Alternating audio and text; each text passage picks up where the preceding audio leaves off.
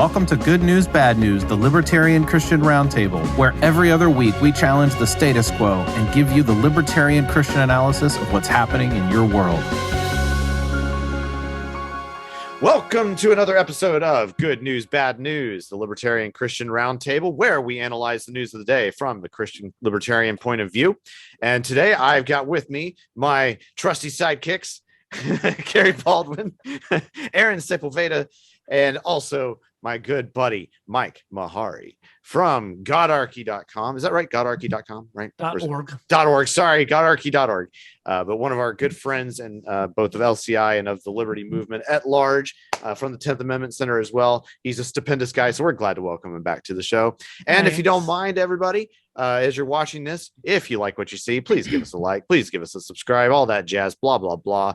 Helps the YouTube algorithm. You know, you've heard it 3 cajillion times before. We're just saying it once more. And now straight on to the content that you actually came here for. Carrie has got something interesting she wanted to tell us about regarding staffing shortages because of Omicron. Who knew? What's going on with this, Carrie? Well, I think you've got the article. You want to put it up? Yes, I am going to put this one up. Sweet. So yeah, this is from theconversation.com, which is supposed to be more intellectual conversation happening, supposed to be. But this one stood out to me in particular, just because they're talking about medical laboratories. And I was an ASCP certified medical lab technician way back in the day. That's fancy. Yes. And so I was reading through this and man, I just had to smack myself because I couldn't believe what I was reading. First of all, they talk about how there are dangerously low, employee availability for medical laboratory professionals and, huge shortage. But they say it's as a result of the pandemic. And I'm going to quibble with that in just a minute. But, they talk about a couple of reasons. They cite a couple of reasons as to why the pandemic is causing this. First of all, they say that it's due to, quote, increased stress from the pandemic. And then later on, they cite low salaries. Yeah. But they also rightly point out that they've had staffing shortages in the medical lab profession for over 2 decades. Surprise. Yeah. So when I was it was about 16 years ago, before my son was born. And I distinctly remember them talking about shortages. I was a med lab tech in the Air Force. And so I was told, oh, this is going to be a piece of cake for you to get a job in because there's staffing shortages. So they've had these staffing shortages for decades. Yeah. So, first of all, they talk about the increased stress from the pandemic, but they don't elaborate on that. We can't ignore the fact that these vaccine mandates, especially now that the Supreme Court has ruled against medical professionals being able to make a decision about whether or not to take a vaccine or not. But then they also cite low salaries and they compare med lab professionals to nurses. And they say nurses make $75,000 a year and medical lab scientists, which are just bachelor's degree level professionals, make $54,000. And I had to laugh because medical lab scientists don't do a heck of a lot or comparative to nurses. There's a lot of automation in that job. You're basically putting blood samples onto, into an automated system that does all the work for you. But they're offering these sign-on bonuses of $15,000 and still nobody is signing up. Well, it also turns out there's a decline in education programs, and they even cite the University of New Mexico. Well, they cite the state of New Mexico, but the only place that we have a program here is at the University of New Mexico. And what's interesting is 16 years ago, when I went to UNM to take my college credits that I had earned from the Air Force and try and get into their program, what they told me was that even though I had 90 college credit hours and on-the-job experience and civilian certification, that I'd have to start completely over in their program. And I told them, I said, I have more on-the-job experience in my little pinky than your graduate, than your graduates do, and you're going to make me start over. So this has been a long time coming, and this not the pandemic per se, but the ridiculous policies coming out of the pandemic are really making, revealing the fact that these shortages exist, and that they're a problem. Meanwhile, and this is not in the article, but meanwhile, the Heartland Institute and Rasmussen are reporting that of voters, 48% of voters want a vaccine mandate for businesses. They're willing to support fining unvaccinated people. They're willing to put unvaccinated people on house arrest. 59% of Democrats favor house arrest for unvaccinated people.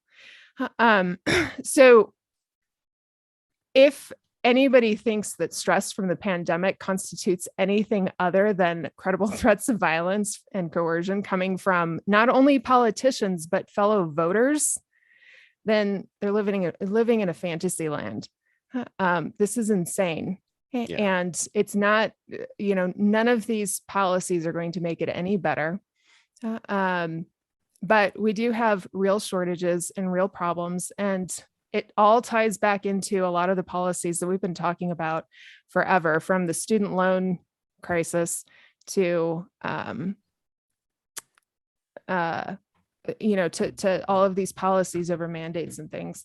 Mm-hmm. So just food for thought when it comes to talking about all these medical professionals who are experiencing worker shortages and stress.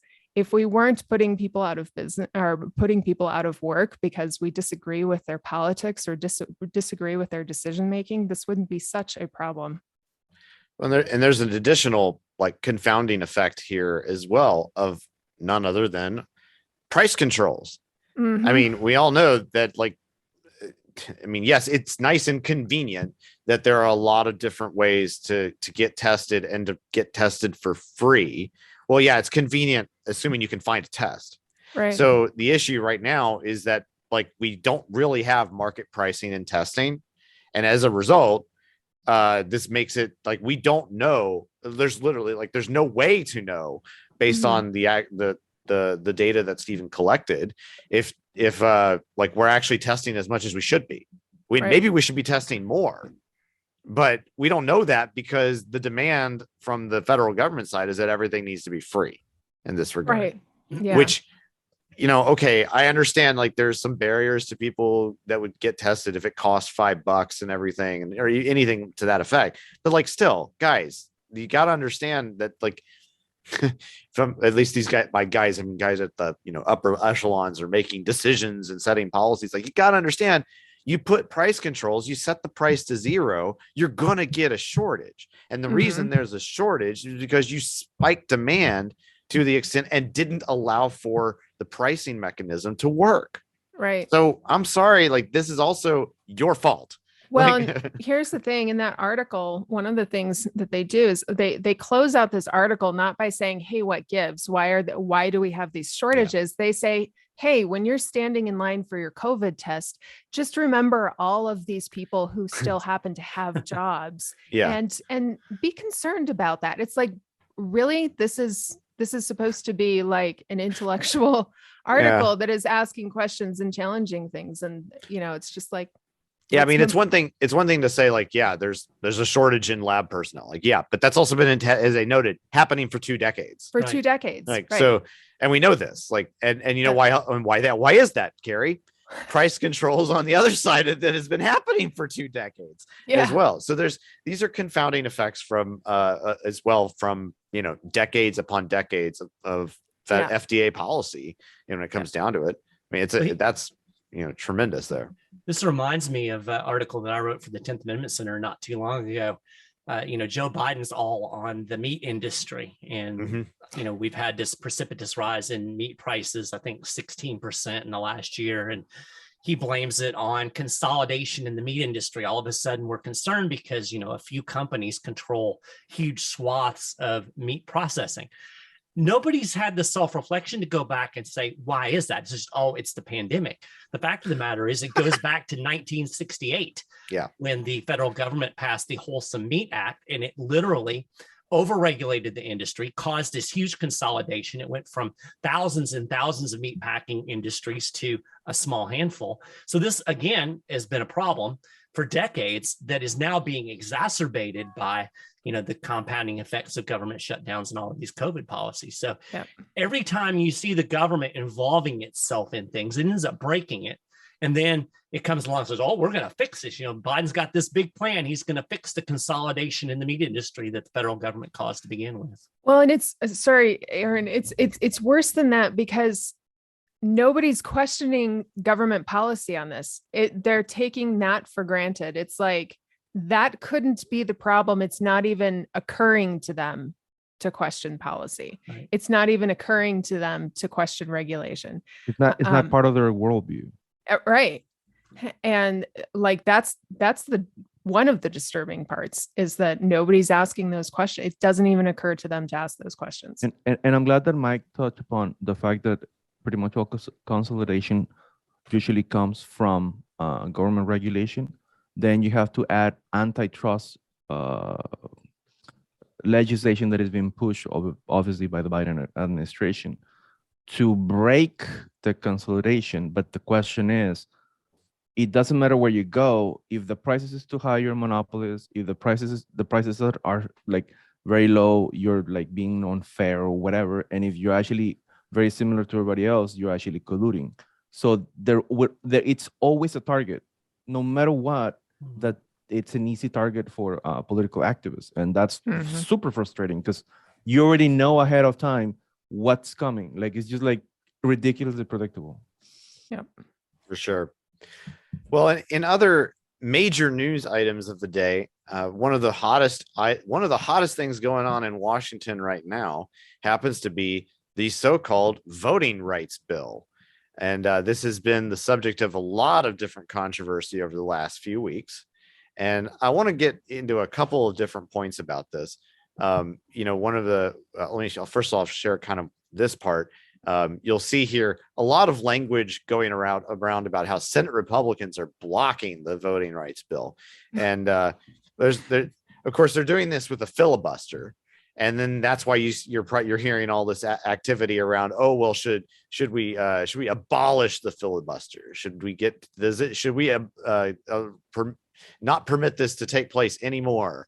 But like, there's some interesting things to note that are, of all the little bits of language going around here, to realize that this is not some sort of, compared to voting rights bills of the past, like women's suffrage or making sure that African Americans, were counted in full and different things. Those were voting rights bills. This is not really a voting rights bill. I think it's more like a voting rules bill. And I think it's trying to perhaps get shrouded in the more sacred language of rights here. And why do I say that? Well, it's because this bill contains things like stuff about automatic voter registration and mail-in voting standards. Also, statehood for Washington, D.C., or at least promoting it is within it, as well as, rules about gerrymandering, or what they call one man's redistricting is another man's gerrymandering. Of course, we know this. And to be fair, like, some of those rules have probably been, somewhat decent and when the states have done them. But when you go and do this from the national stage, it gets weird. And I think that's very, very problematic from the outset.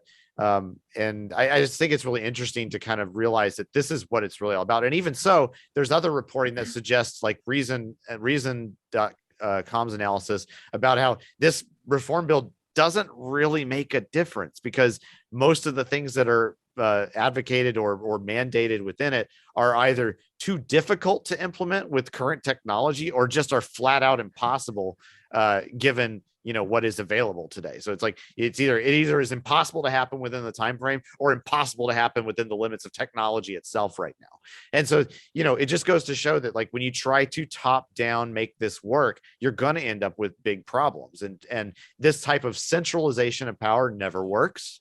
Let the states handle their own systems. It is not something that needs to be handled with the rules like this from the top down. And so, like, I mean, and this is, perhaps under the backdrop of even the question, how much does voting matter in the first place? But that's a whole different bill, or a whole different bill of goods to sell, I suppose. And the last people we want making rules about voting are the people who are elected by those rules. Yeah, exactly. Like that's let's let the fox rule the hen house here. Right. It's like, it's kind of the point, right? And that's just not the way. It's not even the way, like, even if you're not like, super keen on federalism per se, this isn't even the way that federalism was supposed to work. Like, I mean, come on. Yeah. There are, of course, there are other proposals out there to try and improve things. And in fact, we actually have a listener question that we wanted to bring Mike Meharry on just to talk about some of this alone. And this is great stuff. So we do have a listener question we want to address about voting at this time. And this comes from our friend John. We will censor his last name. So John, so John, thanks for your question here. He loves the podcast, and so we appreciate your support, man. But here's the question he asked. He says, it seems obvious that we're not going to affect much change as long as we have an electoral college that works to entrench the duopoly of barely differentiable authoritarian parties. Personally, I'd like to see the replacement of the electoral college with a ranked choice voting system, and that would, by its very design, tend to elect more moderate candidates and decrease polarization. And so he continues on and suggests that this could be also worked around to help against gerrymandering and whatnot. He concludes with this would obviously be a big change, but he says a lot of these ideas have been proposed by many smart people and wonders what our opinion is on such things. So things like ranked choice voting, electoral college, and whatnot. And so I'd like Mike to kind of throw that out there to him and give us a history lesson, Mike, and some of your ideas on it. Yeah, well, the first thing that popped into my head when I read the question, and I think this is a very well-intentioned, he's identified a lot of problems. I think anybody can look at the current system and recognize that there are issues. So, kudos for anybody who's trying to come up with solutions. But I think he kind of smuggles a little grain in that. I guess to put it this way, I would question whether changing out the parts in Washington, D.C. is really going to affect any change, no matter how you do it. I've said for a long time that the system in Washington, D.C., the constitutional system, is so broken that it's impossible to fix it by switching out a president or a Congress. It's a little bit like if I have a broken down car and it's up on blocks and there's no tires and the engine's half out of it, and I'm going to fix that by switching the driver. Obviously, it's not going to work, and that's really what, to me, Washington D.C. politics is all about. And the question really addresses presidential and congressional elections, and I think you have to find other ways to address the issues in Washington D.C. I say this every time we have a presidential election. I will guarantee one thing: no matter who is elected, at the end of their term, the federal government will be deeper in debt. It will be more powerful, and it'll be violating more of your rights. And I could probably add that there will be another war in there, but so. I'm a little skeptical of the whole DC centric. We've got to figure out a better way to elect a president. But to kind of get into the nuts and bolts, I think our questioner is conflating two things. He talks about ranked choice voting and he talks about the Electoral College, and those two things aren't really mutually exclusive. In fact, we have a state in the United States now that does do ranked choice voting within the context of federal elections, and that is Maine. So ranked choice voting basically would, instead of voting for just one candidate, you vote for your first preference and then your second preference and your third preference. And if they count all the votes and the first preferences, nobody gets a majority, then the lowest candidate's lopped out of there. And then they recalculate with the the second choice, those people that made that last person their first choice, now it goes to their second choice, and it keeps going until you get a winner with a majority. And we could debate the merits of that. I don't know that it's going to make a great difference. In fact, I was kind of doing a little bit of research on this, and Australia has ranked choice voting. And one article that I read said that in the last federal election, I don't know if they call it federal, but in their last national election, 90% of the candidates who won would have won under a simple majority system. So whether or not it's really going to, get the duopoly out, I kind of doubt it, because the duopoly is so well entrenched. But I think it's important to touch on the Electoral College and why maybe it's not such a good idea to do away with that. And there was actually significant debate during the framing of the Constitution on how the president should be elected. And they actually, one of the first proposals was for a national election with a majority vote. And they did away with that idea early on for several reasons. The biggest problem that the founding generation was seeing with the national election, and I think that national election, I mean popular vote. So you count all the votes in the whole United States, and whoever gets the most wins. The problem with that is it's going to concentrate power in your urban centers. And that was a fear in 1780s. It's even more exacerbated now. And it's really interesting to look at voting maps from the last presidential election. You can pull these up online, and you'll see that the blue areas tend to be your urban centers. So New York, Los Angeles, if you go in Florida, South Florida. So if you look at a map, you have these huge swaths of red and these little dots of blue. And those huge swaths of red are typically your small towns and your rural communities, and the big urban centers are the big concentrations of population. And so if you did away with the Electoral College and simply went with majority vote, politicians, being smart, at least I say smart, I mean in terms of getting themselves elected, not necessarily knowing about how to do anything, but they do know how to get elected. They would simply concentrate on those urban areas because that's where the votes are, and people in rural communities would be completely locked out. Nobody would go to Wyoming to campaign. I don't know that they go to Wyoming now, but at least Wyoming has some relevance in the system because it has electoral votes. But as far as a popular vote, it's a drop in the bucket. So I think that you would see a huge shift, even more so towards the rural, or away from the rural representation towards the urban representation. And, that's problematic if you're actually talking about representation.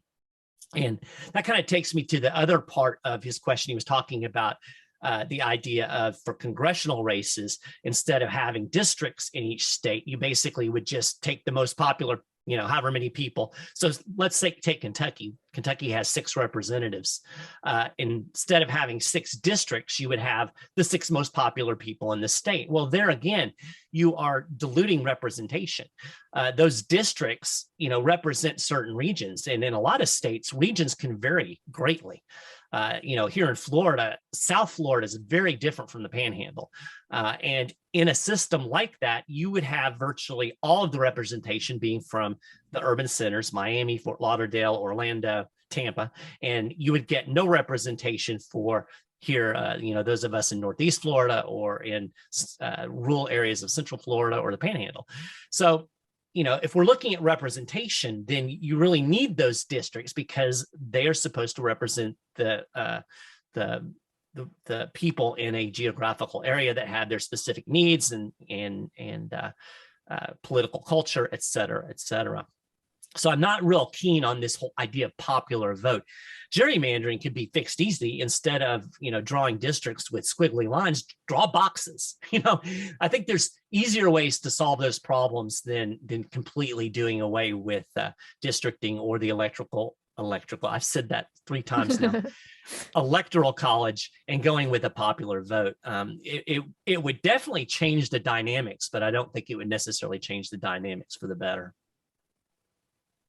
Oh, Norm, you're muted. Yep. Okay, can I make a comment? Yeah, go ahead.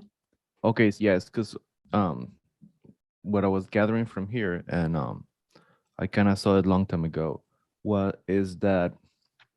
Nobody, I think, literally nobody, ever thinks of the idea that, let's say, pre 1990s, the United States was not, oddly enough, ideological, but it was regional, and that's how the system it is mechanically designed to be a regional system. The federal system is a regional system, but in the 90s, as far as I understand, there was a big switch where before regional Democrats and Republicans would work together for whatever the region needed everywhere in the United States. And then in the 90s, you have no, Republicans work only with Republicans and Democrats work only with Democrats. And the 90s was the moment where that switch, and nobody has noticed it. So everybody just assumes that we need to fix it towards a more ideological representation than to a regional representation. That's behind everyone's mind, and nobody discusses this switch that happened in the 90s. That's why this is going to continue to come and over and over, because there's always assumed that we need to have ideological representation rather than regional representation. Mm-hmm.